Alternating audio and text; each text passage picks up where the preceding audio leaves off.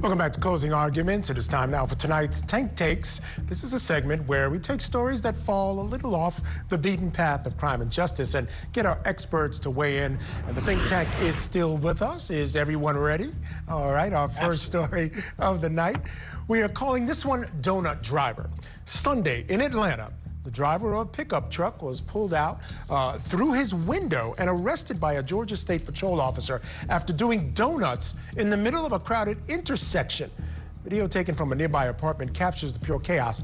As the truck flees, bystanders are hit. They're running everywhere. The cop executes a pit maneuver. Take a look at this. I'm gonna head to Atlanta. ATL. ATL. Oh my gosh! Oh my gosh, you never been And now it's over, right?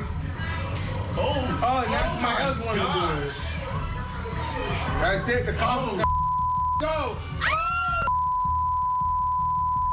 Oh, ran him over. Oh, you go, baby. You go, baby. You go. You caught, buddy. You caught like a. You caught, baby. You caught like a. Baby. You caught like a. Baby. You caught like a. Baby. So the question we are asking tonight is, has your Sunday drive ever ended with a pit maneuver? I mean, pull out of your car at the window? Jennifer, I got to start with you because, I mean, let me tell you what. That cop is my hero now. I mean, the way he went after that guy, not knowing the situation, the pit maneuver was perfectly executed. He jumps up on that car, pulls that guy out of that window. I got to say, I applaud him. Your thoughts? I think we just lost her. Darnell, let me go to you. Same thing. Your thoughts? As I said, that cop is my hero. He's mine too. And the only time you really get that type of pit maneuver done on you on Sundays if you forget to bless the collection plate at the church. It can't get it. You know what? To me, quite honestly, it was nice to finally see a cop who doesn't like donuts. I like that. I like that. I like that a lot. I thought, you know, maybe the guy had too many donuts. It was a Sunday late morning. But here, on a serious note, Darnell, this has become a big problem in the Atlanta area and in a number of cities where these kids are doing this type of thing. And it looked to me like maybe he was standing by this guy and decided to join in the fun. But ultimately, some people got hit. No one was seriously injured, but certainly there were some injuries. Your thoughts on the craziness that's going on with these cars and these young people? It's really getting a bit out of hand.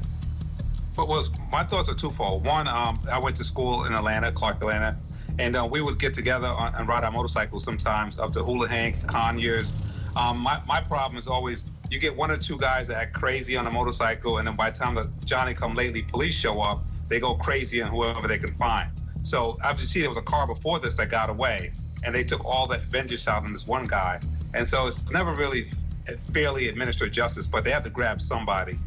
So I think it's dangerous, yes, but when the cops show up late and go nuts, sometimes, you know, somebody gets more than they bargained for. All right, fair enough. Let's go now to our second story of the night. A Louisiana police officer was arrested and charged with extortion after he reportedly took a cash bribe during a traffic stop instead of making an arrest. He allegedly kept the cash, which is why we have titled this one, Cop Cash. The 28-year-old rookie cop of 3 weeks was fired after his chief was notified of the questionable conduct while reviewing the audio tapes. So the question we're asking tonight is this possibly a better way to pay a ticket? Darnell, I'll start with you, because when I first saw this story, I said, you know what? How many times have you gotten stopped? And I didn't get stopped that many times in my life, but I've gotten stopped. And, you know, rather than the hassle you know is coming, you know, especially if it's a situation where you might be arrested, let's just handle it here. Take out your little card reader, I'll punch it in, you find me, I learn my lesson, you move on. Isn't that more efficient? Yeah, I think it is more efficient, but I think this guy got paid cash. So that's probably legal. But if they was to come up with a system where the cop can have something on the road, slide it in, like they do at a checkout, that would end the backlog. I was in Guyana once on a case, and we got pulled over by the cops, and they said to my driver, it's Friday, I haven't fed the family or whatever, and the guy slid him some money.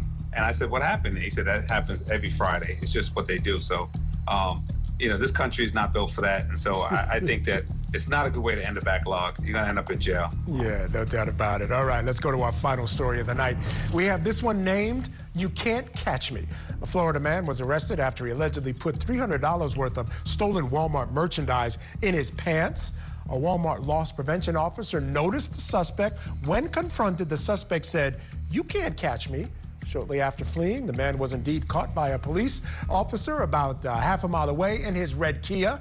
So the question we're asking tonight is, did he overestimate his getaway car? Now, when I heard this story, I felt he made two mistakes. Number one, stealing was the first one. The second one was thinking he wouldn't get caught driving away in a red Kia. Okay, well, let's face it. As Dizzy Dean once said, if you can do it, it ain't bragging. Problem is, he just couldn't do it.